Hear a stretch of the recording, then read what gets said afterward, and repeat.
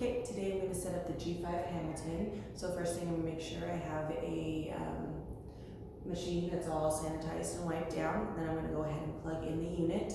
I went ahead and plugged in the electrical part and then hooked up my vent to oxygen and air. Then I'll gather my supplies.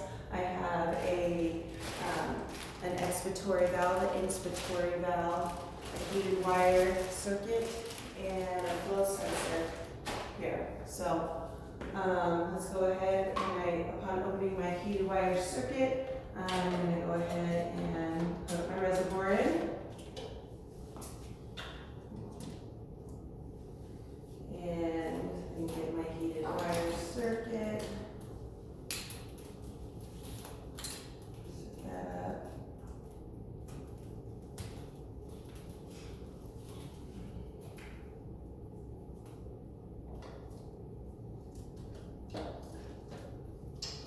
Put my expiratory valve in.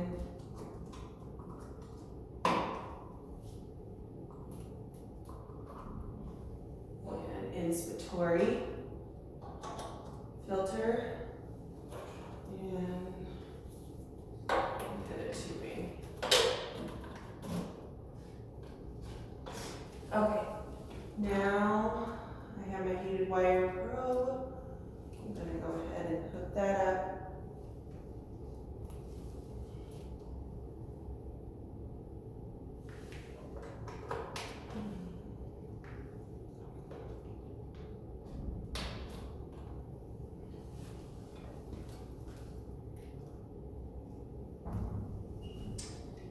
And then my flow sensor as well. This here.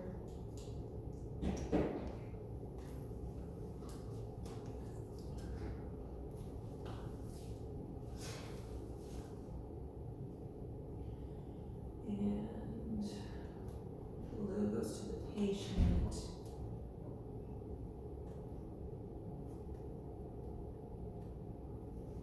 Okay.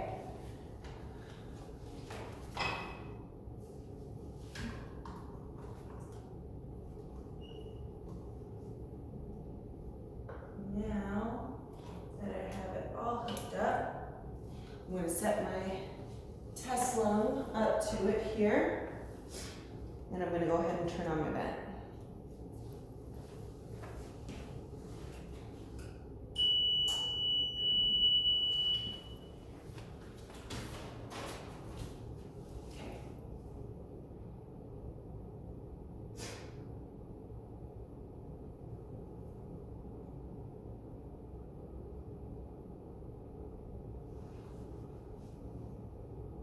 My vent is starting up.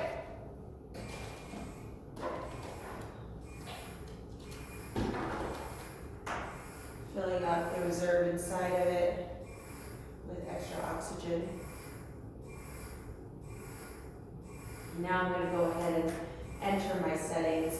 We only have to do a pre-op check once. I have already calibrated this machine today, so with that, we just hit this pre-op check and it'll go through and check all the tightness and the flow sensor settings. So now I can go ahead and enter in my mode. I want to have them on pressure control, continuous mechanical ventilation, mandatory ventilation.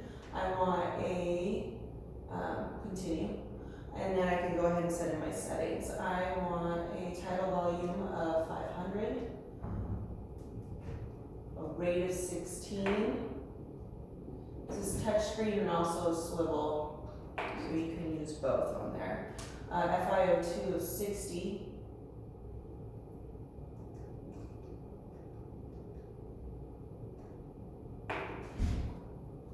PEEP of 5.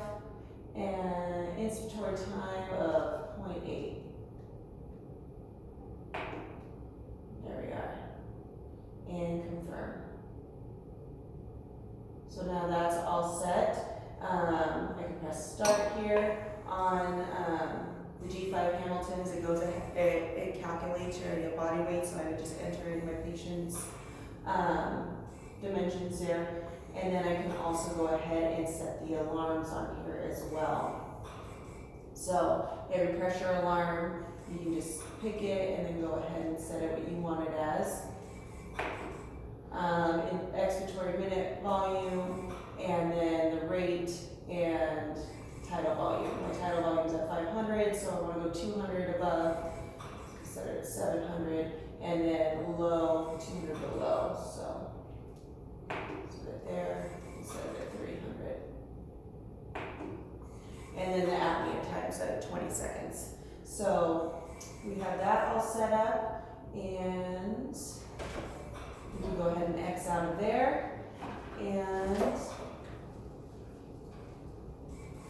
that's it. On the G5 Hamilton, we have an IntelliCuff. So with cuff pressures, I'll show you later with using a manometer. But on here, we can go ahead and have a hookup for it.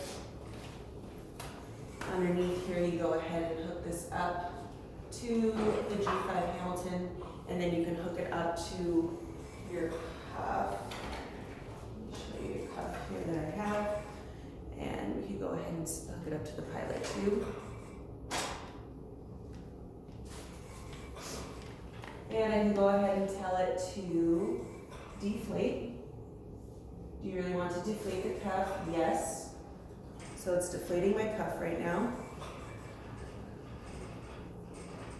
And now I can tell it off.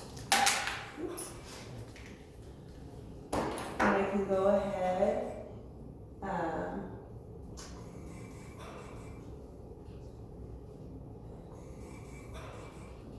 and tell it the pressure that I want to set it at. So let's set it at 30.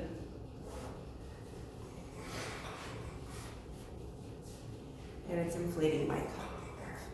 It's kind of hard to see on there. You can have that there.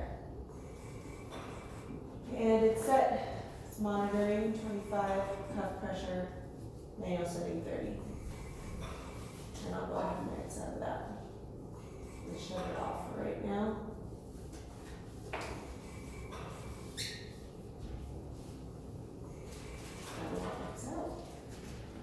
So, with that, I also want to demonstrate that we can go ahead and put, you can give medications through the G5 Hamilton. So I have,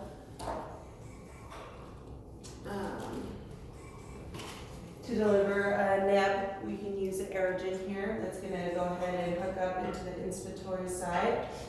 And I can set it up right here. I don't know if you can see.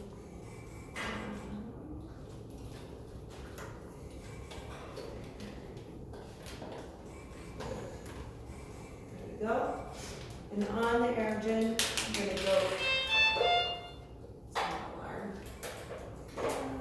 There it goes. And then I'll hook it up into, there's a probe that goes into the G5.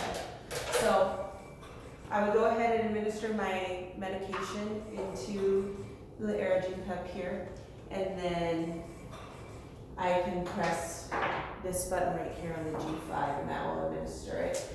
If I go into, let's see here, patient additions, system on the G5, you can see nebulizer treatment. I can go ahead and put in different settings. So if I want to give a continuous med, I can press that button there. I can also change the duration. Right now it's set for 30 minutes, but if I have multiple medications, I can go ahead and extend the time on there as well. I can do it just given during inspiration, exhalation, or on both. So it's pretty advanced to do those things.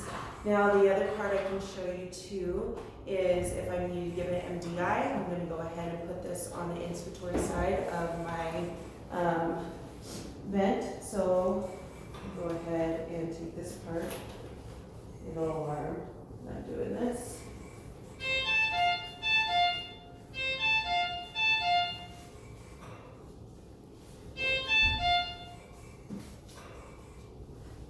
So with that,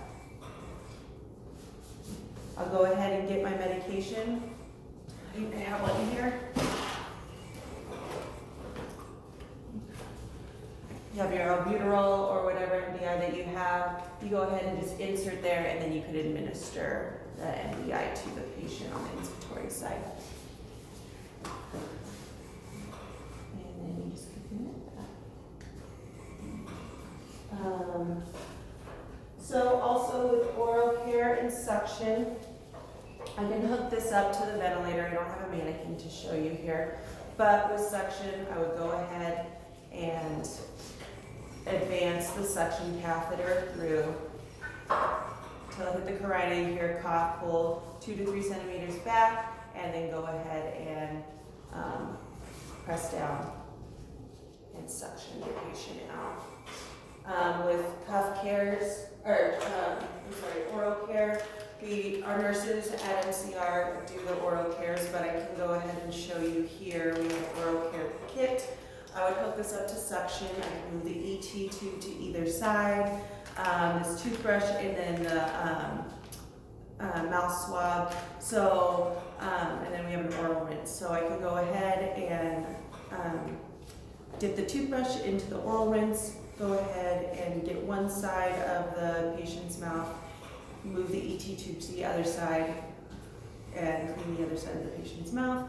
And then I always want to make sure that I use the swab at the end with some mouth moisturizer.